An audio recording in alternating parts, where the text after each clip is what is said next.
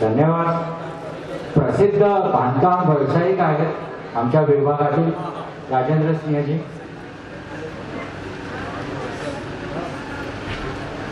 इसके बाद मैं विनती करूंगा जो हमारे दूसरे अतिथिगण हैं डॉक्टर हृदय नारायण मिश्रा जी से कि वो हमें मार्गदर्शन करें. शिक्षण क्षेत्रामध्ये यांचं खूप मोठं कार्य आहे साहेब. डॉक्टर हृदय नारायण मिश्रा जी.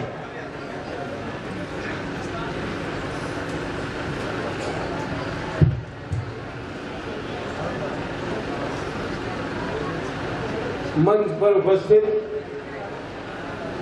आज के प्रमुख अतिथि आदरणीय जैन जी, मुंबई राष्ट्रवादी कांग्रेस की अध्यक्षा राखी यादव जी, आदरणीय रमेश दुबे जी, डॉक्टर राधेश्याम तिवारी जी, पंडित कमलाशंकर मिश्र जी और मंच पर उपस्थित सभी विद्वजन और सामने हिंदी भाषी श्रोतागण. आज का विषय बड़ा अच्छा है. विषय यह है कि मुंबई की राजनीति में हिंदी भाषियों का क्या योगदान है या क्या महत्व है, क्या होना चाहिए, क्या मिलना चाहिए. बहुत अच्छा विषय. जैसा अभी प्रस्तावना में मनीष दुबे जी ने कहा कि महानगर पालिका के कितने वार्ड ऐसे हैं जहां हमारी संख्या ज्यादा है. बहुत से विधानसभा क्षेत्र ऐसे हैं जहां की हम संख्या में ज्यादा है. ठीक है, हम उत्तर प्रदेश, बिहार, मध्य प्रदेश, हिमाचल से कहीं से भी आए, लेकिन हमने इस महाराष्ट्र की भूमि को अपनी कर्म भूमि बनाया, कर्म भूमि समझा और यहाँ के उत्थान में हम रात दिन लगे रहे.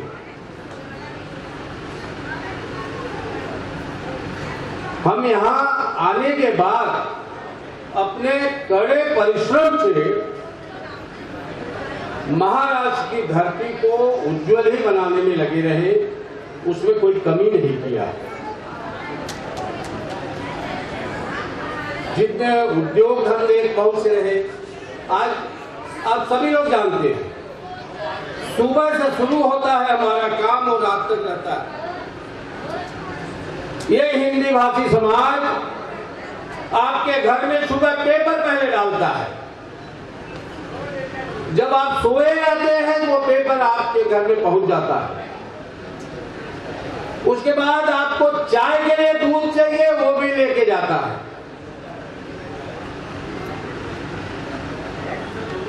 दोपहर में खाने के लिए आपको सब्जी चाहिए, उसके लिए भी तैयारी.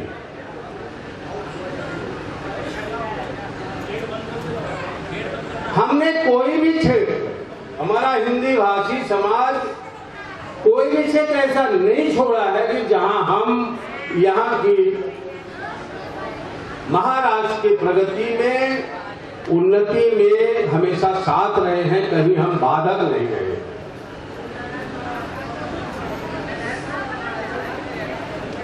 उसके बाद हम उद्योग के क्षेत्र में आए. अच्छे अच्छे उद्योगपति भी यहाँ उत्तर भारत के हिंदी भाषी हुए. शिक्षा के क्षेत्र में भी कहीं कमी नहीं है.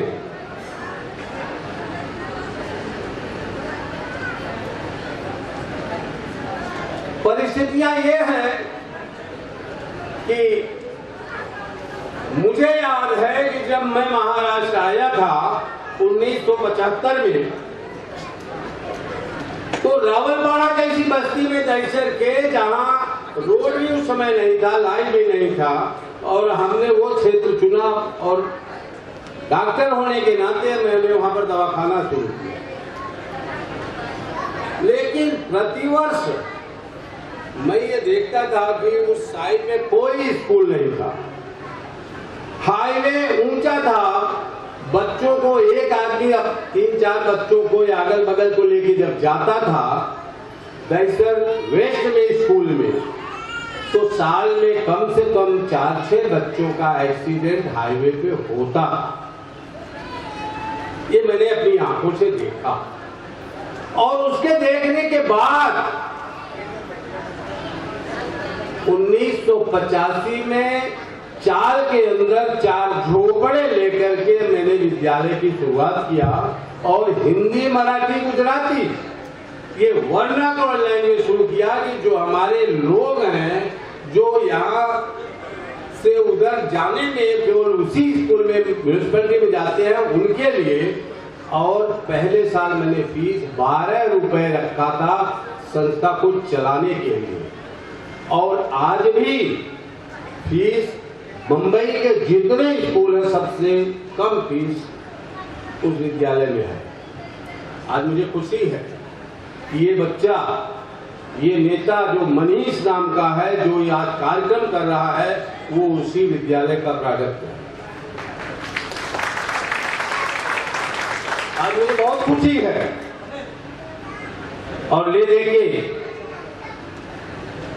जैन जी, मेरा निवेदन आपसे है कि ये कोहिनूर का हीरा है। आप अगले विधानसभा में इसको समय दीजिए, इसको जगह दीजिए। ये विधानसभा में जाने वाला है, ये रुकने वाला नहीं है।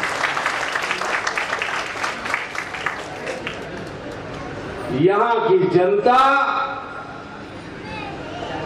कितना प्यार करती है आप इस हाल की गैदरिंग से समझ सकते हैं। और लोग कब से आए, 5:30 बजे से आके बैठे।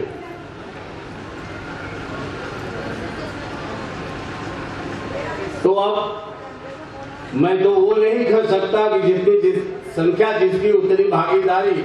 मैं तो केवल यही कह सकता हूं कि जो कर्मठ है, उस पद के लायक है, उस जगह जाने लायक है, ऐसे व्यक्ति को राजनीति में आगे बढ़ाया जाए।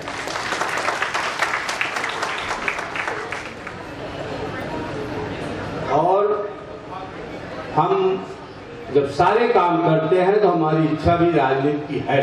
हमारे हिंदी भाषी समाज की राजनीति में रहने की इच्छा है, और ऐसा व्यक्ति, ऐसा लड़का अगर जब निकलता है तो हम उसके पीछे रहते हैं। हमारा समाज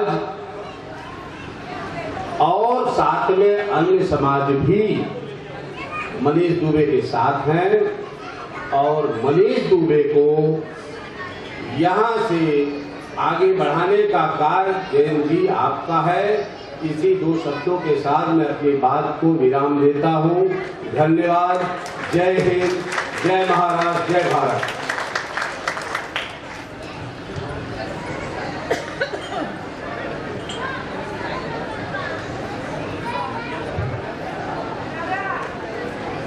यानंतर मी राष्ट्रवादी काँग्रेस पार्टीच्या आमच्या नवनिर्वाचित मुंबईच्या अध्यक्षा, त्यांनी खूप चांगल्या प्रकारे मुंबईमध्ये संघटन बांधण्यासाठी ते कार्यशील आहे, प्रयत्नशील आहे आणि सदैव कार्यतत्पर असतात अशा तुमच्या आमच्या लाडक्या राखीताई जाधव, जोरदार तालियों से इनका स्वागत होना चाहिए। कृपया आपण आम्हाला मार्गदर्शन करा। राखीताई आगे बढ़ो, राखीताई आगे बढ़ो, राष्ट्रवादी कांग्रेस पक्षाचा हिंदी भाषिक विभाग के मेरे भाई, मेरे सहयोगी, मुंबई अध्यक्ष माननीय मनीष दुबे जी, इनके माध्यम से आज इस सभा का आयोजन किया गया। और आज का जो विषय रहा है, हिंदी भाषियों का स्थान, इस सभा में उपस्थित हम सभी के मार्गदर्शक माननीय प्रांत अध्यक्ष, सम्मानीय मंच, समाज के सभी प्रतिनिधि और महानुभाव, हिंदी भाषा हमारी राष्ट्रीय भाषा है, ये हम सभी जानते हैं। और इसी के साथ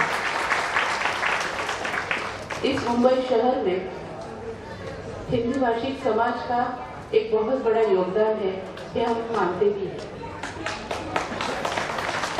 जैसे यहाँ पे कुछ वक्तों ने कहा कि इस मुंबई शहर के विधानसभा क्षेत्र में हिंदी भाषिक समाज का जो मत है निर्णायक रहा है। यानी अगर किसी खासदार या आमदार या नगर सेवक को चुनकर देना है तो हिंदी भाषिक समाज के मत जो है वो बहुत निर्णायक रहे हैं। मैं उसी के साथ उस बात को जोड़ना चाहूंगी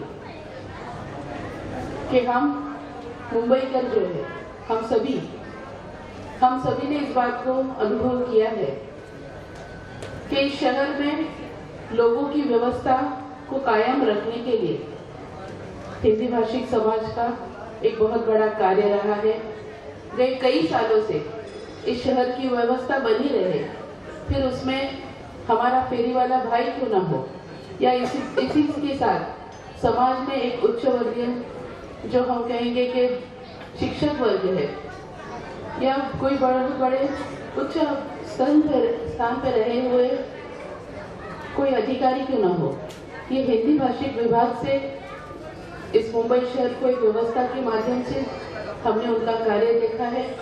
और इसीलिए आने वाले समय में संगठन का काम हम जब आगे लेके जाने की बात करते हैं तब निश्चित रूप से मेरे भाई मनीष दुबे जी, इनकी जो संकल्पना है, आज एक टर्म वो हिंदी भाषिक विभाग के अध्यक्ष रहे हैं और मैं यहाँ पे आपके सामने माननीय प्रांत अध्यक्ष जी को मैं विनती करती हूँ कि इस मुंबई शहर में संगठन इस 36 तालुका में बनाए रखने के लिए हमारे भाई मनीष दुबे जी, इन्होंने बहुत यहाँ पे कष्ट लिए हैं, उन्होंने संगठन वहाँ पे खड़ा किया है और इसलिए आने वाले दिनों में फिर एक बार उनको इस कार्य को आगे लेके जाने का हमने एक मौका देना चाहिए, ऐसा मैं समझती हूँ।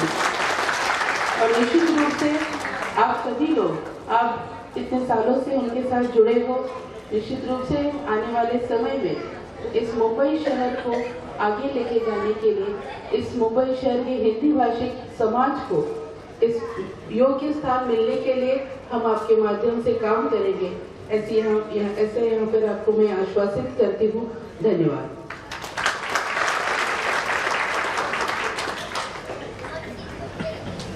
धन्यवाद राखीताई, खूप सुंदर असं मार्गदर्शन या ठिकाणी आपण केलेलं आहे। यानंतर मी भारतीय सदविचार मंच के जो संस्थापक अध्यक्ष है डॉक्टर राधेश्याम तिवारी जी से विनती करूंगा कि वो हमें मार्गदर्शन करें। समय समय पर वो हमें मार्गदर्शन करते ही रहते हैं। आज इस चर्चा क्षेत्र में जो चर्चा क्षेत्र रखा हुआ है, इस विषय के ऊपर हमें मार्गदर्शन करें।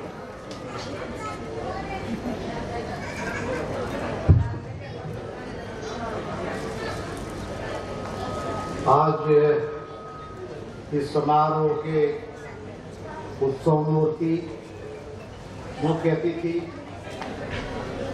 महाराष्ट्र के बहुत बड़े नेता, महाराष्ट्र एनसीपी के अध्यक्ष और महाराष्ट्र के चर्चित नेता आदरणीय जयंत पाटिल जी,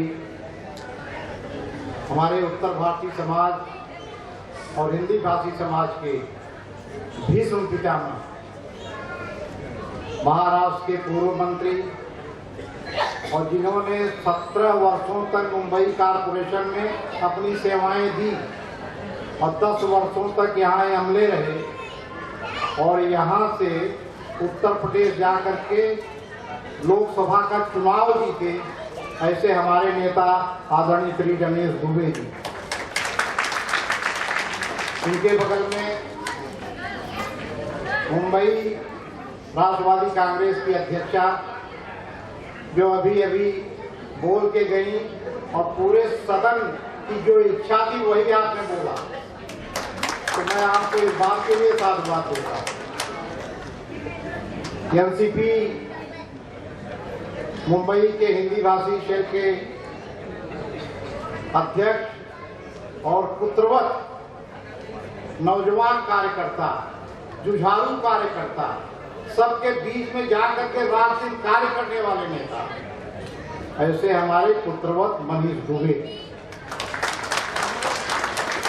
आदरणीय डॉक्टर हृदय नारायण मिश्रा जी, डॉक्टर राजेंद्र सिंह जी, मंच पे सभी बैठे हुए अतिथिगण, सामने बैठे हुए उत्तर प्रदेश, मध्य प्रदेश, जो भी हिंदी भाषी प्रदेश के हैं, वहाँ के सब जो यहाँ लोग आए, अपनी रोजी रोटी के लिए आए, लेकिन महाराष्ट्र की धरती पर आकर के और जो एक गर्व के साथ कहते हैं कि उत्तर प्रदेश अगर हमारी माँ है तो महाराष्ट्र हमारी मौसी है, ऐसे हमारे सब यहाँ भाई और बहन।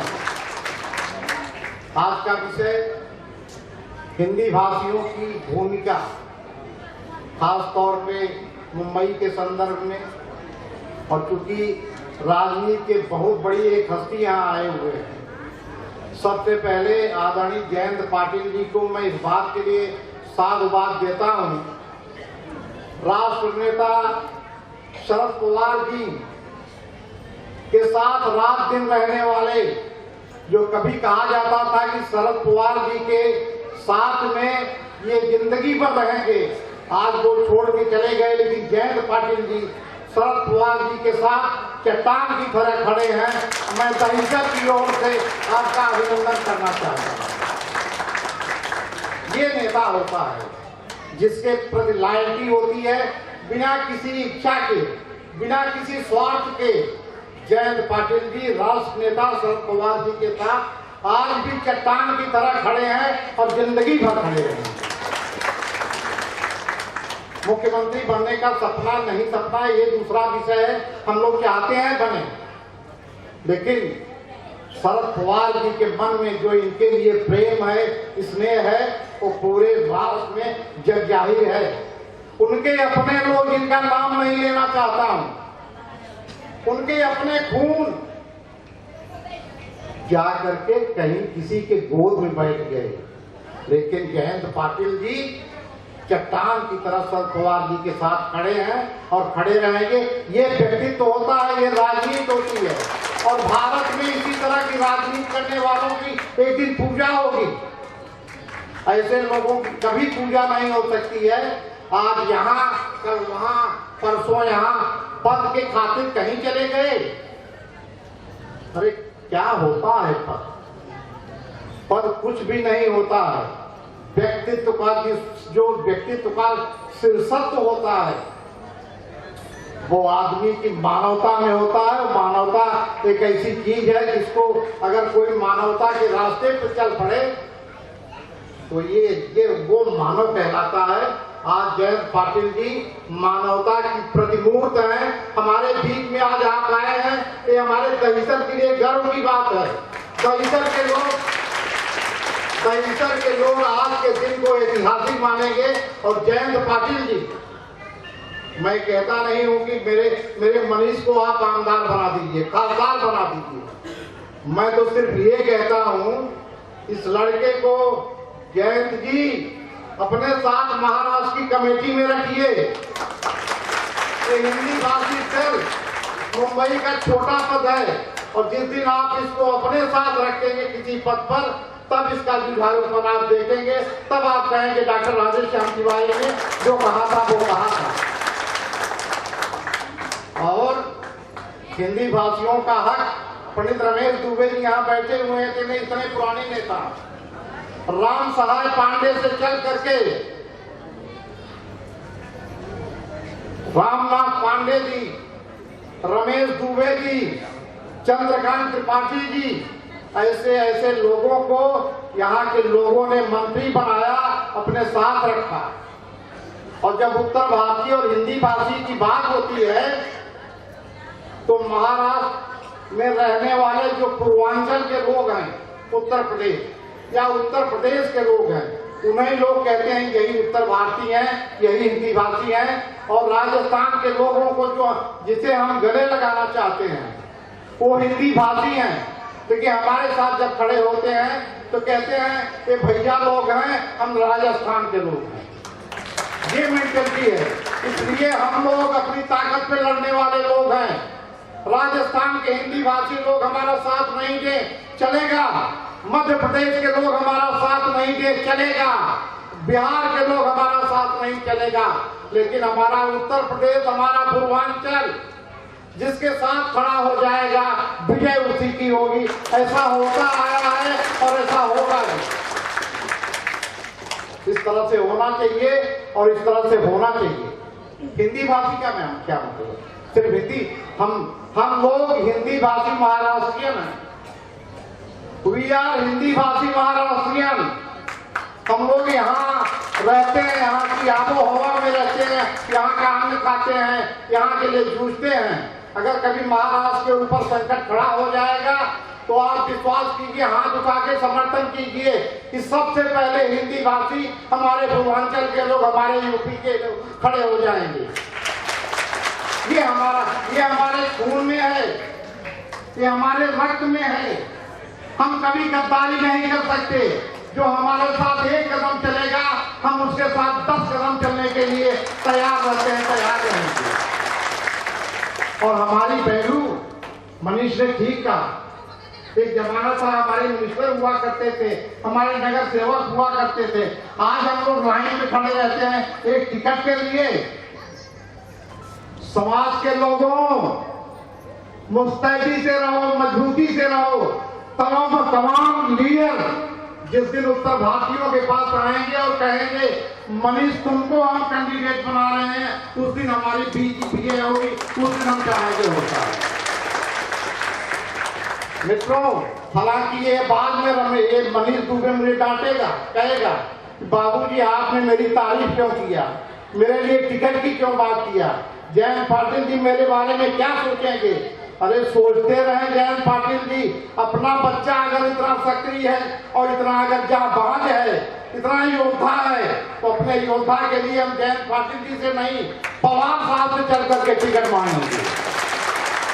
पवार साहब से चल करके टिकट मांगेंगे और देना पड़ेगा पवार साहब को। मैं ज्यादा कुछ न कहते हुए, हिंदी भाषियों, उत्तर भारतीयों, एक साथ रहो, मजबूती के साथ रहो। जो तुम्हारे साथ रात दिन चल रहा है, खप रहा है, तुम्हारे साथ जी जान से लगा हुआ है, उसका समर्थन करो। और ऐसा बच्चा हमारा है मनीष दुबे। और पाटिल साहब, फिर एक बार आपसे प्रार्थना है, मुंबई की आबो हवा से राजनीतिक पार्टी से निकाल करके महाराष्ट्र की राजनीति में इसको स्थापित कीजिए।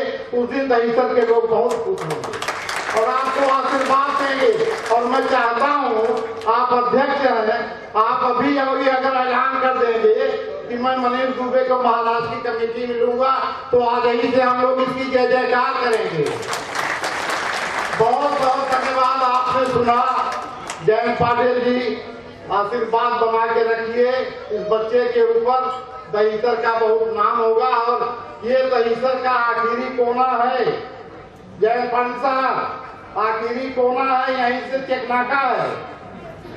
तो अगर आप नहीं अगर करेंगे इसके लिए तो आपका रास्ता रोकेंगे, आपका रास्ता रोकेंगे। फिर अगर दहिसर के चेकनाका से आगे बढ़ना है, थाना की तरफ, पालघर की तरफ, इस बच्चे को आप अपनी जगह रखिए, अपने साथ रखिए और तब हम लोग खुद करेंगे। और चेक नाका पे तब आपकी जयंत पाटिल जिंदाबाद बोलेंगे, जयंत पाटिल जिंदाबाद बोलेंगे, जयंत पाटिल जिंदाबाद बोलेंगे। जय महाराष्ट्र, जय उत्तर प्रदेश, जय हिंदी भाषी, जय जयंत पाटिल जी, जय शरद पवार जी। धन्यवाद डॉक्टर राधेश्याम तिवारी जी, भारतीय सदविचार मंच के संस्थापक अध्यक्ष, जिन्होंने बहुत ही अच्छा विचार यहाँ पर रखा है। इसके बाद भूतपूर्व सांसद रमेश दुबे जी से मैं विनती करूंगा कि वो हमें मार्गदर्शन करें।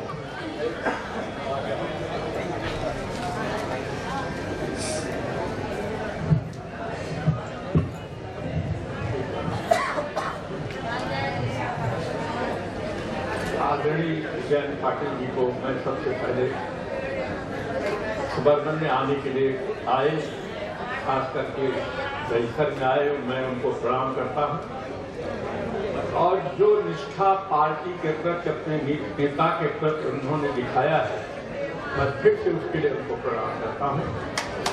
बहन जाधव, जब बहन का हाथ सर पर हो तो बहुत बड़ा आशीर्वाद होता है, तो हमारी अध्यक्षता है, मैं उनको भी प्रणाम करता हूं। भाई राधेश्याम जी और उपस्थित भाइयों और बहनों,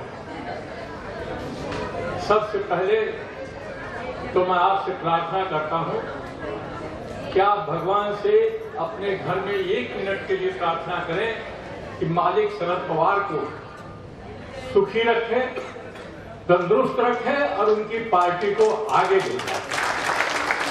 यही मेरी सबसे बड़ी आपसे निवेदन है। मनीष के बारे में मैं केवल एक बात कहूंगा, कार्यकर्ता समर्पित होना चाहिए।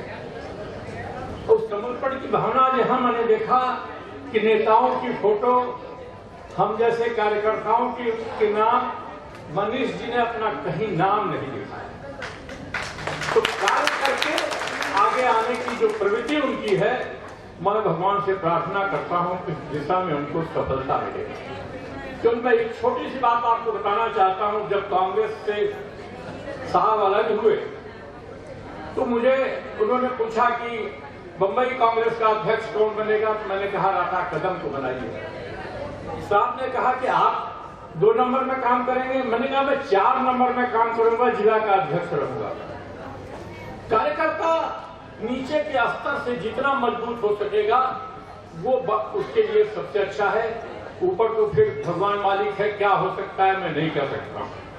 मैं आता हूं विषय पर। मैंने यहाँ पर देखा हिंदी भाषियों का स्थान, तो आगे प्रश्न खड़ा करना चाहिए था।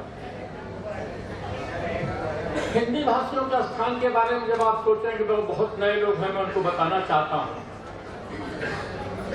कि राम साहेब पांडे ने कांग्रेस के नीचे जिला उत्तर भारतीयों को काम किया था। आप राम मनोहर त्रिपाठी को देखिए, राम स्वरूप सिंह हमारे यहाँ नगर सेवक थे, संचा पर चाय बनाते थे। आप नीबूलाल पासी का नाम आपको नहीं ख्याल होगा, दादर से चुने गए थे। आज चुनाव में हम देखते हैं कहां से उत्तर भारतीय होगा, कहां से मराठी होगा, कहां से गुजराती होगा। नीबूलाल पासी दादर से चुने गए थे। रामनाथ पांडे को देख लीजिए, चंद्रकांत त्रिपाठी को देख लीजिए। काम करते समय मैं खास करके एक बात पे जाना चाहता हूं कि जो शरद पवार साहब ने जो दिया उत्तर भारतीय समाज को, सबसे पहले जब हमने उनसे कहा 10 लाख रुपया उन्होंने काशी विद्यापीठ को दिया मराठी पढ़ाने के लिए। उसके पीछे हेतु मेरा ये था कि अगर आप मराठी पढ़कर के नहीं आएंगे तो यहाँ काम कैसे करेंगे। और जब मराठी की बात होगी तो आपको प्रांतीयता लगता है। ये मेरे दिमाग में था। आज तक उस विभाग की स्थापना नहीं हुआ, पैसा वहां पड़ा हुआ। शरद पवार साहब ने 4 एकड़ जमीन बरसोवा में दिया है, जिसमें ज्ञान केंद्र नाम का विद्यालय बना। जिनको दिया आज इस दुनिया में नहीं, इसे मैं कुछ कहना नहीं चाहता हूं। संस्था बनाने के बाद, जगह मिलने के बाद आप अपने घर में ले जाएं, इसमें नेता का क्या दोष है। समाज का जो डंडा होना चाहिए नेताओं के ऊपर या कार्यकर्ताओं के ऊपर, जब वो कमजोर होता है तो ऐसी दिशा में काम जाते हैं। जहां तक महाराष्ट्र का सवाल है, अभी कई लोग कहते हैं हमारी कर्मभूमि है, कई लोग कहते हैं मौसी है, कोई कहता है मौसा है। मैं कहता हूं आज हमारी जन्मभूमि बन गई है। मेरे बाप आए थे, उनकी कर्मभूमि थी। मैं यहां पैदा हुआ, मेरी जन्मभूमि। आपको बदलना होगा प्रवृत्ति को। मैं जब लोकसभा में चुनाव लड़ करके गया तो मैंने मराठी में शपथ लिया। मेरे ऊपर आक्षेप हुए कि आप हिंदी भाषी से चुनाव लड़के आए थे। मैंने कहा नहीं, मैं जहां से पैदा हुआ था वहां से आया हूं और उसी की भाषा में, उसी की माटी में मिलना चाहता हूं। ये प्रवृत्ति हमारी होनी चाहिए और ये है, इसको कहने की जरूरत नहीं है। जब भी जरूरत पड़ी है, धोखा हमने दिया है, महाराष्ट्र के नेतृत्व ने धोखा नहीं दिया है। एक बार कांग्रेस के टिकट से जीते, जैसे ही मौका आया बीजेपी में चले गए, हारे फिर बीजेपी में आए गए। आज बीजेपी में गए हुए नेताओं के बारे में आपको साफ दावे के साथ कहता हूं, पिछले गणपति में मैं 10 जगह गया और समाज के लोगों के साथ चर्चा किया। बीजेपी के लोगों ने मुझसे कहा हमारा यहाँ बहुत अपमान हो रहा है, कोई हमें पूछ नहीं रहा है। पूछेगा कैसे? आप जनरल सचिव पद से हटाए जाते हैं और फिर नीचे लिखते हैं मां सचिव बीजेपी, मांझी की माननी। फंसाने का धंधा जो आपने शुरू किया है बीजेपी के कार्यकर्ताओं ने, उसकी हालत ये आ गई कि आज हमारा राजनीति से महत्व खत्म हो चुका है। मैं आपसे निवेदन करता हूं कि आप बहकावे में मत आइए, बिरादरीवाद में मत आइए, किसी दूसरी बात में बताइए। इस जमीन को, शिवाजी की वीर भूमि को, गंगा से आए पवित्र भूमि के लोग आप लोग प्रणाम कीजिए। इसी में मेरी और आपकी भलाई है। और एक नेता मात्र शरद पवार है जो लोगों को बीच में उठा के लेता है और उनको काम पे लगाता है और उनको आगे ले जाता है। ये गुण शरद पवार साहब में, और उसका मैं स्वयं उदाहरण हूं। मेरा कोई संबंध नहीं है दिल्ली के साथ, कभी कहीं गया नहीं हूं। साथ की कृपा थी, उनकी मेहरबानी से मैं कहां से कहां गया मैं जानता हूं। फिर से आपसे मेरा निवेदन है कि राष्ट्रवादी कांग्रेस पार्टी शरद पवार के नेतृत्व में आप विश्वास रखिए और उसी विश्वास के साथ आगे बढ़िए। मनीष जी के लिए मैं फिर से मेरी शुभकामना व्यक्त करता हूं और मैं उनसे बार बार कहता हूं कि स्थानीय लेवल पर, स्थानीय स्तर पर आप काम करके मजबूत होइए। नेता आपको पूछना चाहिए आकर के कि मैं आपके यहाँ आ रहा हूँ और आपको पूछ रहा हूँ। नेता के लिए आपको एयरपोर्ट पर जाने के लिए और रेलवे स्टेशन पर जाने की जरूरत नहीं है। ये मैं दावे के साथ कहता हूँ और इसी तरह से मैं रहा और आपको कहता हूँ आप रहिए विभाग में। जयंत पाटिल साहब आएंगे, पवार साहब आएंगे, चाहे जो मेरा नेता होगा आपके पास आएगा। फिर से आप सबका अभिनंदन करता हूँ। जय हिंद, जय महाराष्ट्र।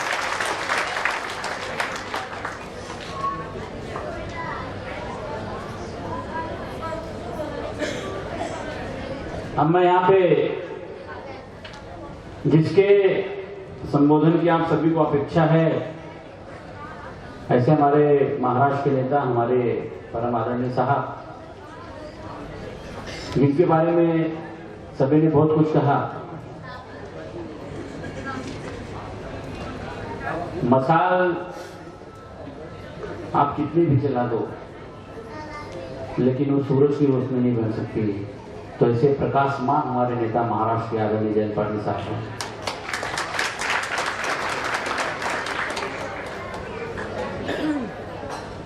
मैं उनके लिए बोलना चाहूंगा कि जब भी पंख खोले हैं हमने उड़ानों के लिए, जब भी हमने पंख खोले हैं उड़ानों के लिए, हम चुनौती बन गए हैं आसमानों के लिए। आदरणीय जयंत पाटिल साहब,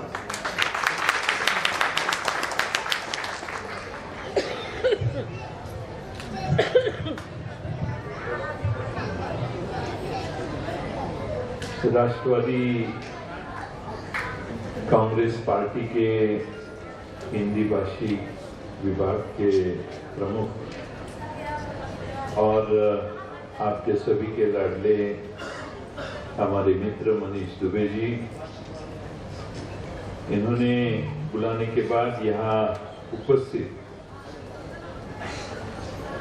भारतीय पूर्व सांसद आदरणीय रमेश दुबे साहब, भारतीय सद्विचार मंच के अध्यक्ष संस्थापक डॉक्टर राधेश्याम तिवारी जी,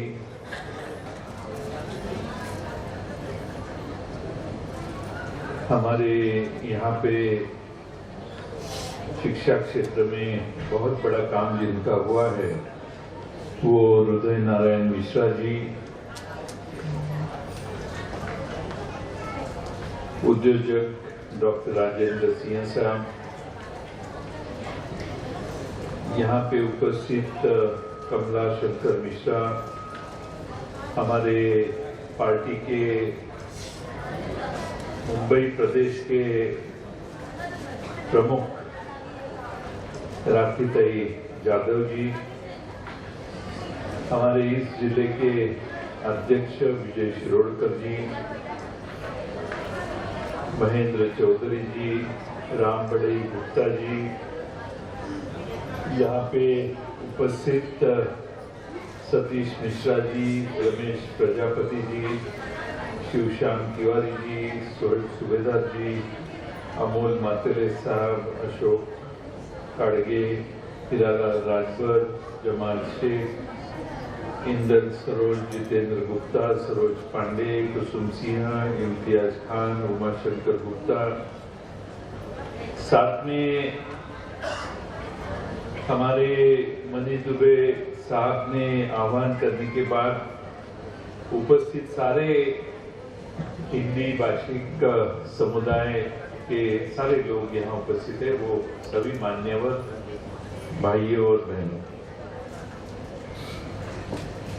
मनीष दुबे जी का मेरा कई सालों से बहुत करीब का रिश्ता है,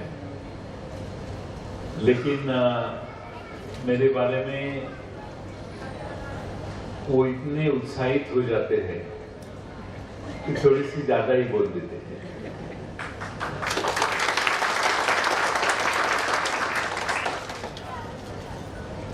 मुंबई में उत्तर भाषिक लोगों का बहुत बड़ा योगदान है, ये कोई ना कह नहीं कर सकता। आप सबने जो भी यहाँ कहा है, हमारी पार्टी राष्ट्रवादी कांग्रेस पार्टी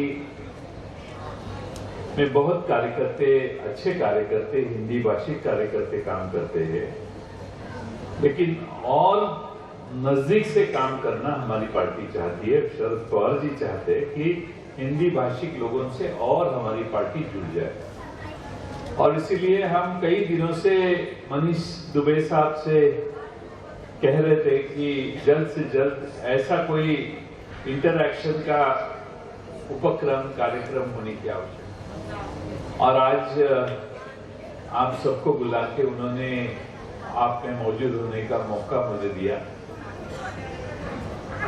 हिंदी भाषिक लोग यहाँ पे मुंबई में आए हैं, और रमेश दुबे साहब ने सच कहा है कि 40 साल के पहले कई लोग आए थे, फिर उसके बाद की जनरेशन यहाँ ही पैदा हुई है, तो ये आपका जन्मभूमि का हिस्सा और जन्मभूमि का अधिकार निर्माण हुआ है। अब हमें उस छोटे माहौल से थोड़ा सा बाहर निकलना चाहिए हम लोगों को। महाराष्ट्र में सभी भाषा के लोग आए हैं, सबका स्वागत मुंबई शहर ने किया है और सभी ने बहुत योगदान किया है।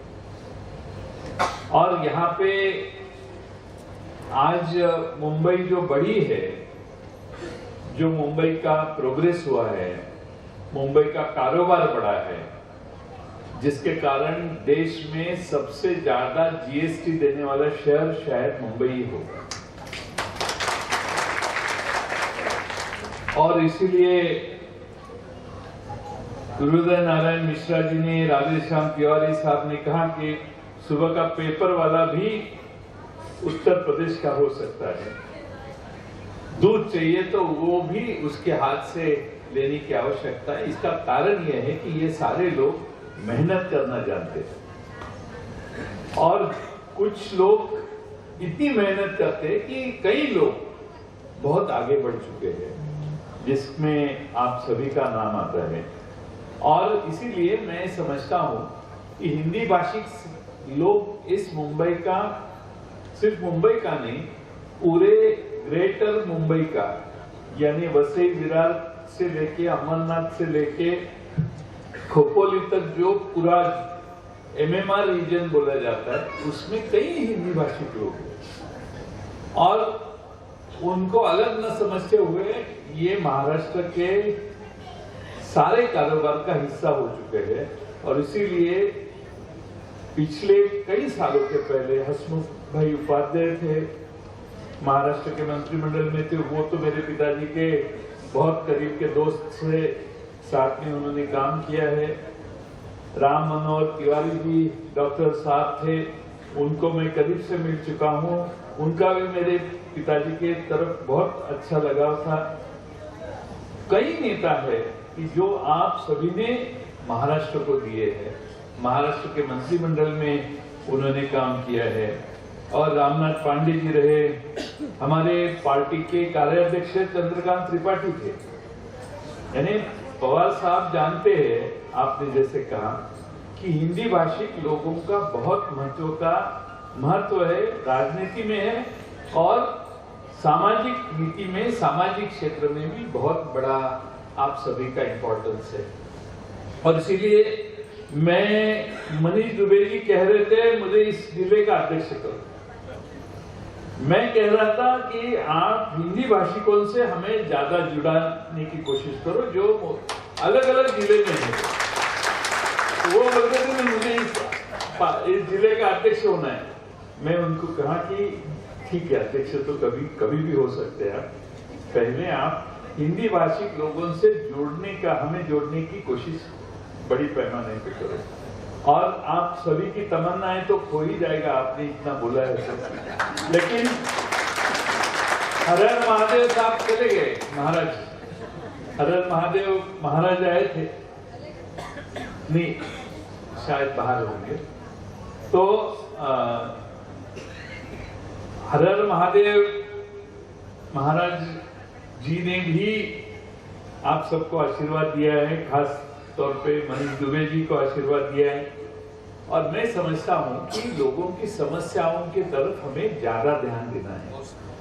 अगर हम हिंदी भाषिक लोगों की सेवा करना चाहते हैं या यहाँ के सारी जनसंख्या की सेवा करना चाहते हैं, तो हर वार्ड में जो छोटे मोटे प्रश्न हैं वो लेके हमें महानगर पालिका में पहुंचना है, वो लेके हमें विधानसभा में जाना है, वो लेके हमें संसद में भी देश के जाना है। अब माहौल इन दिनों में काफी बदला है। मुंबई शहर के इलेक्शन ही लेना नहीं चाहती सरकार, और इसीलिए जिनको नगर सेवक होने की आवश्यकता है, इच्छा है, वो नगर सेवक हो नहीं पाते। मुझे लगता है कि 1.5-2 साल ऐसे ही चले गए और सरकार डरती है, सरकार इलेक्शन से दूर भाग रही है, क्योंकि सरकार ने ऐसी कुछ गलतियां की है कि जिसकी सजा उनको जब चुनाव का दिन आएगा तब भुगतने की आवश्यकता रहेगी। और यहाँ की जनता बहुत होशियार है। जनता को ये मालूम है कि महाराष्ट्र में पिछले दफा 105 विधायकों को भाजपा के कमल के चिन्ह पे चुन के दिया था। उसके बाद उनकी सरकार न बनी और पवार साहब ने शिवसेना को, कांग्रेस को, राष्ट्रवादी को इकट्ठा किया, सरकार बनी। उस सरकार को गिराने का काम करते हुए मुंबई की सबसे बड़ी पार्टी शिवसेना, उसको तोड़ने का प्रयास हुआ, जो आपने सभी ने अनुभव किया। 1 साल होते हुए पूरे नहीं हुए तो महाराष्ट्र की दूसरी पार्टी, राष्ट्रवादी पार्टी, हमारी पार्टी, वो भी तोड़ने का प्रयास हो गया। अगर डेमोक्रेसी में, लोकशाही में आपको चुन के लोगों ने वोट करके दिए हैं, आप चुन के आए हैं और आप 105 के ऊपर ही स्थित है, तो ये 5 साल लोगों का मैंडेट है, आप 105 में ही रहिए। लेकिन ये उथल पुथल करते हुए भारतीय जनता पार्टी की छवि बहुत मुंबई में खराब हुई। लोग सोचते हैं कि ये क्या कर दिया इन्होंने, अगर महाराष्ट्र की दो बड़ी पार्टियां तोड़ने का प्रयास हुआ है तो महाराष्ट्र की जनता तो रिएक्ट तो करेगी, और इसीलिए लोगों को ऐसा लगता है कि ये गलत राजनीति देश में शुरू हुई है। अब हमारी राष्ट्रवादी पार्टी इलेक्शन कमीशन में गई है। इलेक्शन कमीशन में हमारी पार्टी जो गई है, वहां पे खुद स्वयं शरद पवार साहब भी जाके बैठे थे। अब हमारी पार्टी और हमारा जो सिंबल है, घड़ी का सिंबल, वो शरद पवार साहब के पास से छीनने का प्रयास हो रहा है। लोगों को मालूम है इसी आदमी ने ये पार्टी को निर्माण किया है, 25 साल चलाया है, यही इस पार्टी के राष्ट्रीय अध्यक्ष है। इसी पार्टी ने महाराष्ट्र में 15-18 साल राज किया है। अभी उस पार्टी को पवार साहब से छीनने का प्रयास हो रहा है। बाला साहेब ठाकरे साहब ने जो पार्टी निर्माण की, जिसका नेता उद्धव ठाकरे जी रहे थे, उनके पास से उनकी पार्टी छीनने का प्रयास हुआ। इसका मतलब यह है कि इस देश में पार्टी चुराई जा सकती है। जैसे कि आपके साथ कुछ है सामान, उसको उसकी चोरी हो सकती है। तो अभी रमेश दुबे साहब आपके जमाने में नहीं है, लेकिन इस जमाने में पार्टियों की भी चोरी हो सकती है। अब कोई कीमती चीज है तो खिसे में रख सकते, लेकिन पार्टी कहां रखना है? तो ये लोगों को महाराष्ट्र के और देश के पसंद नहीं आ रहा है। ठीक है, वो थोड़ी सी 2 मिनट बाद बाजू में रखिए, लेकिन देश में क्या हो रहा है? हमारे देश में महंगाई बढ़ रही है। आप यहां बैठे हुए सभी लोगों की आमदनी बहुत मर्यादित रहती है। किसी को 10,000 मिलता होगा, किसी को 40,000 मिलता होगा, किसी का सैलरी 30,000 होता होगा, उसको 18% जीएसटी भरना पड़ रहा है। आप अनाज लेने को जाएंगे तो भी 18% जीएसटी भरना पड़ता है अगर पैक अनाज खरीदा आपने। आप कुछ भी बाजार में जाके खरीदिए, छोटी चीज खरीदिए, उसको जीएसटी भरना पड़ता है। पहले ऐसा नहीं था। पहले 200 रुपए के से कम चप्पल होगी तो उसके ऊपर टैक्स नहीं था। वित्त मंत्री रह चुका हूं, मेरे कार्यकाल में सेल्स टैक्स भी था और वैल्यू एडेड टैक्स भी था। जो गरीबों की जरूरत है वो सारी वस्तुओं को टैक्स मुक्त रखने की कोशिश हमने की। अब देश की सरकार ये चाहती है कि कोई फोकट में नहीं जाना चाहिए। आप जो करेंगे, जो ट्रांजैक्शन करेंगे, उसके ऊपर टैक्स होना चाहिए। आपको मालूम है कि नोटबंदी के बाद में इस देश में बेकार लोगों की संख्या कितनी बढ़ी? कारण क्या है? इस देश में ग्रे मार्केट था। बहुत ट्रांजैक्शन ऐसे थे कि ये चाय की कप खरीदने को आप गए तो आप बिल का जिक्र नहीं करते थे, कैश देते थे, पैसे लेके चाय की ये लेके घर जाते थे, कप सॉसर जो भी है।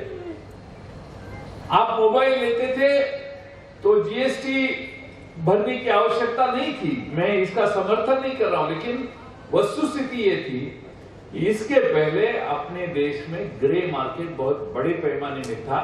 वहां बहुत लोग काम किया करते थे। जब से हमने ये ग्रे मार्केट मार दिया है, तब से इस देश में लाखों लोग जो इस ग्रे मार्केट में इनडायरेक्ट काम करते थे, वो सारे लोगों का काम धंधा बंद हो गया। उसके बाद में कोरोना आया। आपके उत्तर प्रदेश के काफी तादाद में लोग चलते चलते गांव चले गए, मध्य प्रदेश के गए, उत्तर प्रदेश के गए, गुजरात के गए, राजस्थान के गए, कर्नाटक के गए। ये देश में नहीं, दुनिया में पहले बार हुआ। कोरोना तो पूरे दुनिया में आया था, लेकिन भारत में ही इस देश के लोगों को चलते चलते जाने की समस्या निर्माण हुई। पूरे दुनिया में एक भी देश नहीं है कि जिसको ट्रक नहीं मिला, गाड़ी नहीं मिली, बस नहीं मिला, ट्रेन नहीं मिला और वो चले नहीं गए। आप पुराने दिनों को मत भूलिए। पिछले 5, 6, 7, 8, 10 साल में जो जो चीजें हुए, आपके खिस्से में जो रुपया है उसकी वैल्यू क्या है आज? हमारे मनमोहन सिंह साहब प्राइम मिनिस्टर थे तब उसकी वैल्यू 60 रुपए से आप अमेरिकी का $1 खरीद सकते थे। आज 83 रुपया, 83-84 रुपए देने के बाद $1 आपको मिलता है, यानी आप गरीब हो गए। आपके रुपए की कीमत कम हुई, आपके रुपए की ताकत अगर कम होती है तो अपनी ताकत कम होती है। हमारे पेट्रोल और डीजल का बार बार जिक्र करने की आवश्यकता नहीं है। आप कहीं भी गए, मोटरसाइकिल पे, स्कूटर पे, रिक्शा में, कहीं भी गए तो दाम बढ़ गए। पेट्रोल के बढ़ गए, डीजल के बढ़ गए, गैस के बढ़ गए। 4 राज्यों की इलेक्शन आ गई तो हमारे मेहरबान सरकार ने 200 रुपए कम किए। ये बहुत उनका आपके ऊपर एहसान है, ये मत भूलो। 1200 रुपए के 200 रुपए दाम कम करने की व्यवस्था की इलेक्शन होने के बाद। अभी वो तो पार्लियामेंट के इलेक्शन तक और 100-200 का मुनाफा आपको दिया जाएगा। पार्लियामेंट के इलेक्शन के बाद में 400 नहीं 600 बढ़ सकते हैं। ध्यान में रखिए, जिसके साथ आप, जिसके नेतृत्व में हम सब रह रहे हैं, बहुत बुद्धिमान है, चतुर है। आपको कभी लुभाना है वो उनको ज्यादा, आप और हमसे ज्यादा समझते हैं। इसीलिए आप मूलभूत समस्या है उसके तरफ देखिए। हम सारे हिंदू हैं, हिंदू कोई नहीं है। हिंदू होने का सभी को गर्व होना चाहिए और कोई नहीं है ऐसा नहीं। लेकिन बात, हम हिंदू हैं, इसके लिए दूसरे समस्याओं की तरफ हम अनदेखा नहीं कर सकते। दूसरी समस्या बेकारी की समस्या के बारे में आपको मालूम है, अक्टूबर महीने में भारत देश में बेकारी फिर एक बार बढ़ गई। 10.09%, यानी 10% से ज्यादा बेकार लोग हो गए इस देश में।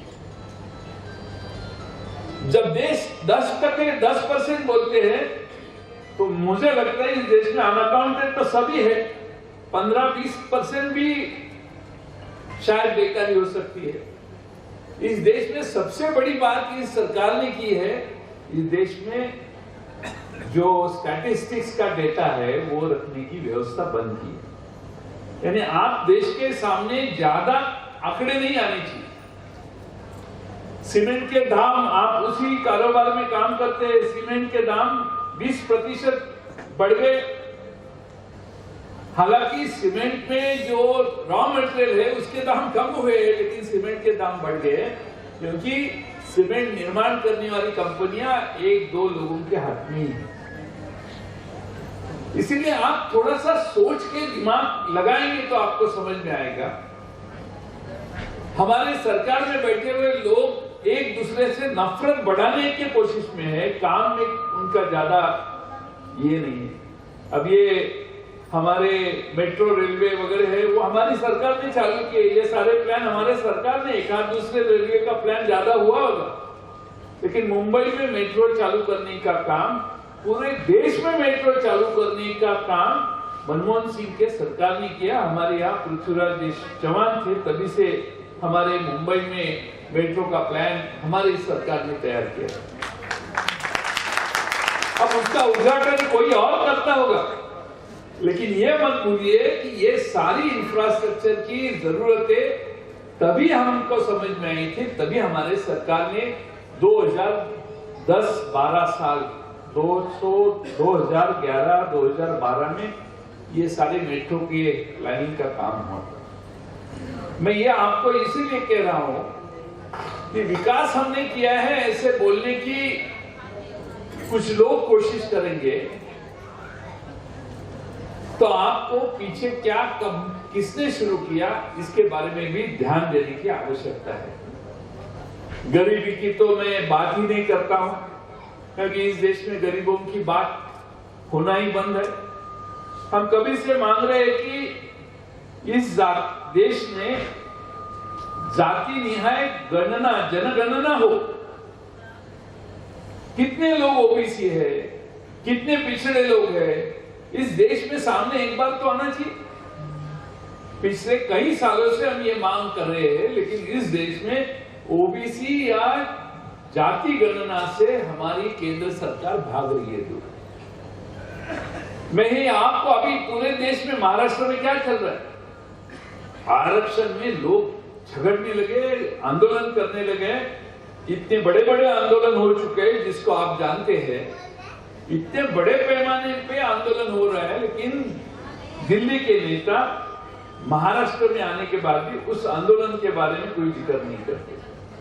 और इसीलिए मैं आपको कहता हूं कि आप सभी को इस सारे चीजों से चौकन्ना रहना चाहिए। मैं आपको विनती करूंगा, आने वाले दिनों में और कोई चीजें हम आके आपको बताएंगे। दूसरे हमारे मित्र पार्टी है, शिवसेना है, कांग्रेस पार्टी है, वो उनके नेता भी आपको लोग आपके पास आके ये सारी चीजें बताएंगे। लेकिन महाराष्ट्र में बहुत जगह मैं जा चुका हूं। मैं ऐसा समझता हूं कि आने वाली सरकार, कांग्रेस, उद्धव ठाकरे की शिवसेना और शरद पवार साहब की राष्ट्रवादी, ये तीनों पार्टी इकट्ठा आएंगे और हमारी ही सरकार महाराष्ट्र में आने वाली 10-11 साल महीने के बाद में बनने वाली है। ये दुर्भाग्य है कि हमारे कुछ मित्र हमारी पार्टी छोड़ के गए, जाना नहीं था, लेकिन उनकी भी कुछ मजबूरियां रहेंगी। मैं उसके ऊपर कुछ आक्षेप नहीं लेना चाहता हूं। मजबूरियां होती है तो ठीक है, हम समझ सकते हैं, लेकिन इसके लिए विचार छोड़ने की आवश्यकता नहीं है। पूरी हयात भर हम जिस विचारों से हमने काम किया, उस विचार के ऊपर चलने की कोशिश हम सारे लोग कर रहे हैं। हमारी राखी ताई यादव है, मनीष दुबे साहब है, हमारे दुबे साहब, बड़े दुबे साहब है। हम सब कोशिश ये कर रहे हैं कि इस देश में बहुजन समाज इकट्ठा आए, सारे लोग इकट्ठा आके, ये आपने जो कहा, ये राजस्थानी है, ये मध्य प्रदेश का है, ये उत्तर प्रदेश का है, ये कर्नाटक का है, ये मराठी है। अब हम अमेरिका की प्रोग्रेस कैसे हुई? अमेरिका की प्रोग्रेस हुई, हर जाति, धर्म, भाषा के लोग जो बुद्धिमान है वो अमेरिका है। और आज जो अमेरिका है, अमेरिका में आप थोड़ा सा अभ्यास करेंगे तो आपको पता पड़ेगा, उसके सारी बड़ी बड़ी इंटरनेशनल, मल्टीनेशनल कंपनियां हैं, उसके प्रमुख भारतीय वंश के लोग हैं। कई कंपनियां वहां है कि वहां सेकंड, थर्ड और फर्स्ट मैन भारतीय। हमारे देश में अमेरिका का आदर्श हम लेते हैं तो मुंबई वैसे ही है, ऐसा मैं समझता हूं। हर आदमी का, हर भाषा का, हर स्टेट के आदमी का यहाँ सम्मान करने की परंपरा यशवंतराव चौहान साहब से हम पवार साहब तक, वसंत दादाजी थे, सभी ने इन सभी लोगों को यहाँ पे स्वीकार किया, उनका स्वागत किया। और आप सभी कहते हैं कि अभी आपकी ये कर्मभूमि है, आपका अधिकार भी इस भूमि पे है। और इसलिए मैं आपको ये विश्वास देना चाहता हूँ, मनीष दुबे जी को आप सपोर्ट करते रहिए। हिंदी भाषिक 80,000 लोग इस विधानसभा क्षेत्र में हैं, उस सारे लोगों को इकट्ठा लाइए और ताकत से, और 10 महीने हैं, ताकत से हम इकट्ठा हुए तो आपने जो यहाँ पे इच्छा व्यक्त की है, वो इच्छा व्यक्त करने की ताकत हम में आ जाए। और इसीलिए आप सबको मेरी विनती है कि आप इकट्ठा आइए। कभी तो पवार साहब को लेके यहाँ आएंगे, हम उनका भी मार्गदर्शन रखने की कोशिश करेंगे। आप सबको ज्यादा से ज्यादा आपकी समस्याओं के ऊपर ध्यान रखते हुए राष्ट्रवादी पार्टी के माध्यम से आपके सारे समस्याओं का हल निकालने की कोशिश हम सारे लोग करेंगे। बीच में गणपत पाटिल नगर में मनीष दुबे जी आए थे, वो कांदल वन के द्वारा उधर बहुत कड़क कार्रवाई हुई थी। मैंने फोन किया था, उन्होंने कहा कि 2-3 बार हियरिंग हो गई है, मामला बहुत आगे बढ़ चुका है, तो थोड़े घर उन्होंने निकाल दिए। उनको कुछ समस्या कुछ लोगों की हुई, कुछ घर निकालने की वहां पे कार्रवाई हुई, लेकिन मैंने फोन किया था कि ऐसा मत करो, वो अब सभी लोग वहां काफी सालों से 30-35 साल से रह रहे हैं। बाद में शिवाजी नगर, सुकरवाड़ी, शास्त्री नगर, दहीसर, गावठान, गोवी नगर में काफी प्रलंबित स्कीमें, एसआरए की स्कीमें हैं, उनको जल्दी पूरा करने का प्रयास करने की आवश्यकता मनीष दुबे ने हमको कही है। हम उसके बारे में भी हमारी पार्टी की तरफ से और विधानसभा के विधायक के नाते कोशिश करेंगे।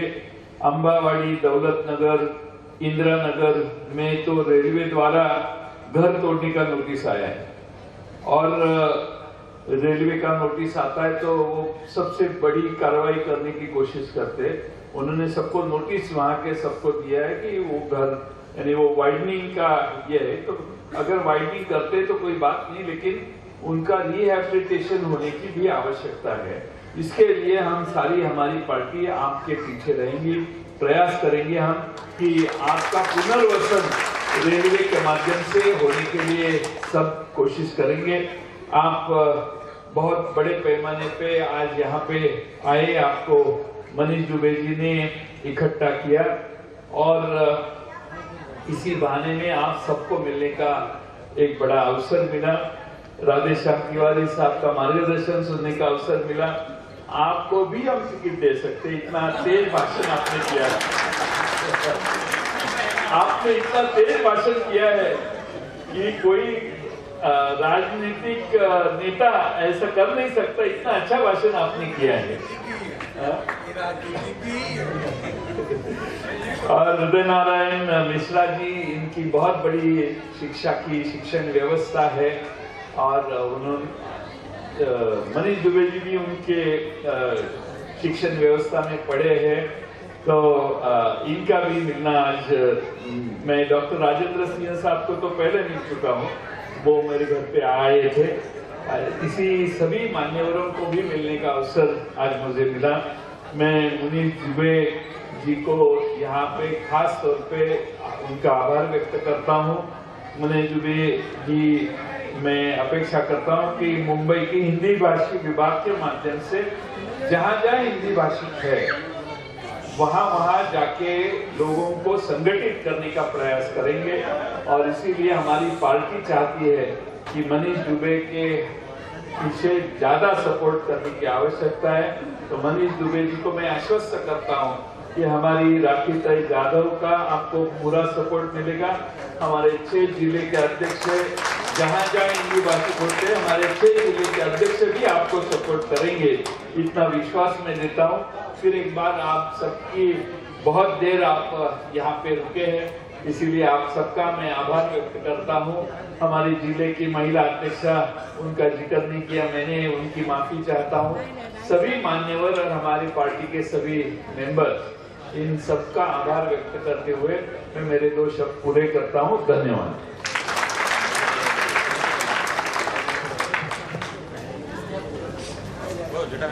धन्यवाद साहेब, खूप सुंदर असं अभ्यासपूर्ण असं मार्गदर्शन या ठिकाणी आपण केलं आणि रुके आभार प्रदर्शन होने के बाद में इस कार्यक्रम की सांगता होने वाली है। इश्तियाक खान, मैं उनसे विनती करता हूं कि वो आभार प्रदर्शन करें।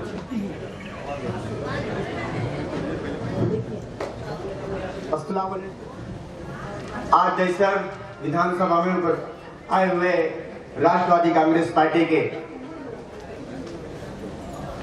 महाराष्ट्र अध्यक्ष आदरणीय जयंत पाटिल साहब, मैं तहे दिल से हिंदी भाषी समाज के तरफ से धन्यवाद देता हूं। हमारे मुंबई अध्यक्ष राखी जाधव जी को मैं तहे दिल से पूरे हिंदी भाषी समाज के तरफ से धन्यवाद देता हूं। उत्तर मुंबई जिला आदरणीय दादा जी को मैं धन्यवाद देता हूं। पूरे समाज के तरफ से मैं यहाँ पे उपस्थित मंच पे सभी नेतागण, सम्मान्यगण, सभी को मैं धन्यवाद देता हूं।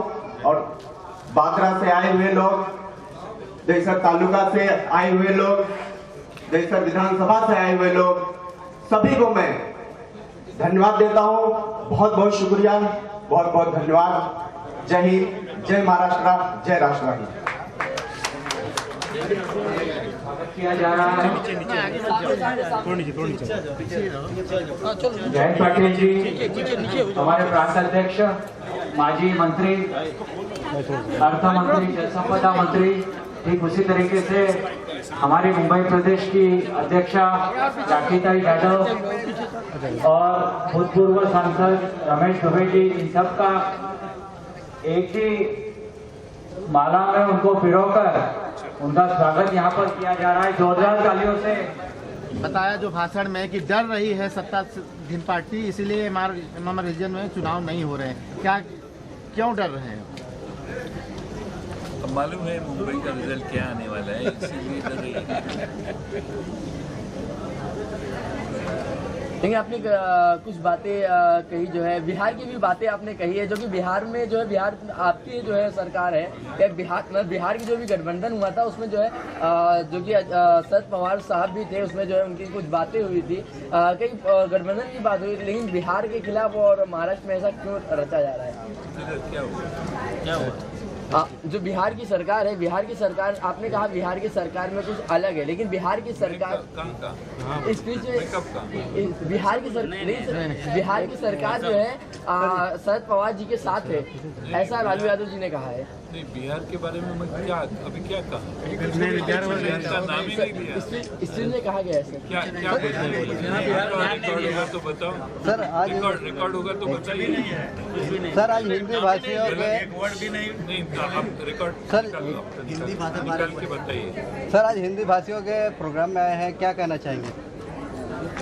हिंदी भाषी मुंबई में रहने वाले जो लोग हैं, हमारे राष्ट्रवादी कांग्रेस के हिंदी भाषा सेल है, हमारे मनीष दुबे जी उनके प्रमुख हैं, और उनके माध्यम से हमारा प्रयास है कि ज़्यादा से ज़्यादा हिंदी भाषिक लोग हमसे, हमारी पार्टी से जुड़े। तो इसीलिए आज यहाँ पे उनका सम्मेलन रखा था। हिंदी भाषिक बहुत अच्छे और समाज में आगे जाके विविध संस्था पे काम करने वाले हिंदी भाषिक नेता और प्रमुख लोग सामाजिक स्तर पे काम करने वाले आए थे, और हमारी कोशिश ये लगातार रहेगी कि मुंबई के और मुंबई के इलाके में जो रहते हुए हिंदी भाषिक हैं वो हमारी राष्ट्रवादी कांग्रेस से जुड़े। सर, जैसे कि आपने कहा कि आने वाले समय में चुनाव होने वाले, तो उत्तर भारतीयों को, हिंदी भाषियों को जोड़ने के लिए राष्ट्रवादी किस तरह से मुहिम चलाएगी, किस तरह से लोगों को अपनी पार्टी में? हमारी ये कोशिश है कि हिंदी भाषिक लोगों के करीब जाने की हम कोशिश करेंगे। हम चाहते हैं कि हमारे हिंदी भाषा से के माध्यम से हिंदी भाषिक लोगों के समस्याओं को सुन के उनके समस्याओं के ऊपर हल निकालने की, उनकी जो अपेक्षा है वो पूरी करने की कोशिश हमारी लगातार रहेगी। हमारे नेता है शरद पवार साहब है, और वो हरदम पहले से, पुराने साल से हिंदी भाषिकों का, इस शहर के लोगों का आदर करते आए हैं, और कई हिंदी भाषिक नेता पवार साहब के साथ काम कर चुके हैं, और ये हमारी कोशिश रहेगी कि उनकी आगे वाली जो पीढ़ी है वो भी हमारे साथ जुड़ जाए। सही, एमपी में इलेक्शन भी चालू है, कहीं ना कहीं जो है देखा जा रहा है कि कांग्रेस जो है पीछे, बीजेपी जो है आगे निकल जा रही है, तो क्या कहना चाहेंगे, इलेक्शन को किस तरह से देखते हैं? आप कौन से चैनल से? जी, SNI। हाँ? SNI। हाँ? SNI। तो आपने क्या सवाल पूछा? सर, जो है एमपी में चुनाव चालू है, वहाँ पे जो है जो कि कांग्रेस जो है पीछे आती जा रही है और बीजेपी आगे जाती हुई है, यहाँ का वहाँ के वासियों का कहना है, लेकिन सर इलेक्शन को किस तरह से देखते हैं? अलग माहौल है, आपकी इन्फॉर्मेशन थोड़ी कम है। वहाँ कांग्रेस बढ़ रही है और बीजेपी पीछे आ रही है। आप बराबर इन्फॉर्मेशन रखिए, ध्यान रखिए। आप जमे तो आप मध्य प्रदेश जाके आइए, वहाँ रुकिए इलेक्शन तक, तो हमें भी कुछ इन्फॉर्मेशन मिलेगी आपके ज़रिए। सर, मराठा आंदोलन को लेकर बच्चू कडू ने बोला है कि पहले अहवाल सादर कीजिए, फिर 15 दिन जो भी टाइम देना है दीजिए मनोज जरांगे पाटिल जी को, उस पर क्या कहेंगे?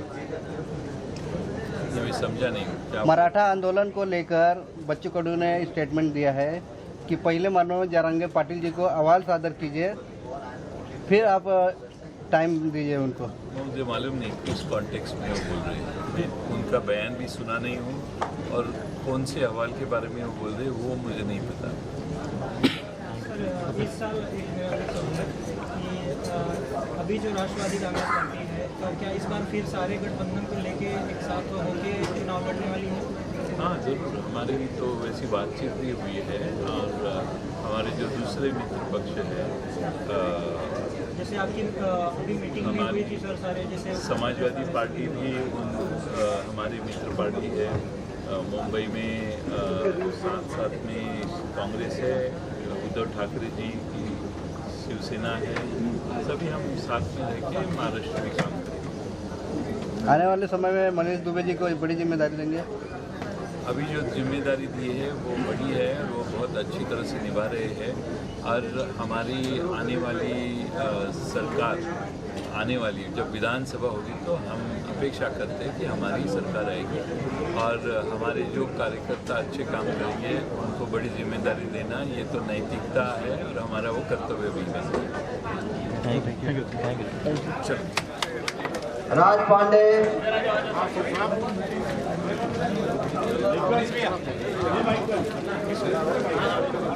सुनो सुनो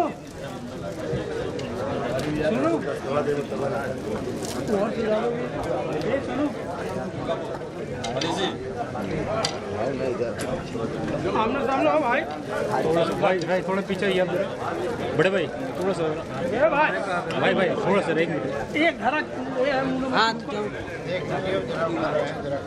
माइकल किधर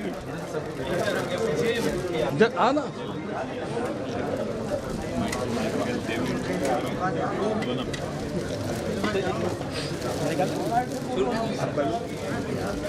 मेरे को है ना, तुम लोग का हुआ ना सबका कोई नाराजी है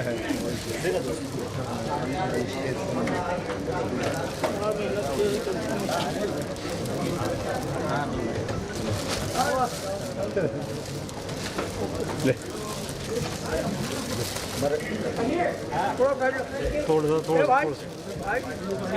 पाटील साहेब, सरोज पांडेजी आणि या सगळ्यांना आपल्याबरोबर मोबाईल वाले धन्यवाद पाटील साहेब. आव्हान वेळात वेळ काढून या ठिकाणी आला. हम लोग कैमरा लेकर आए यार, बच्चे के साथ दिया आगे जब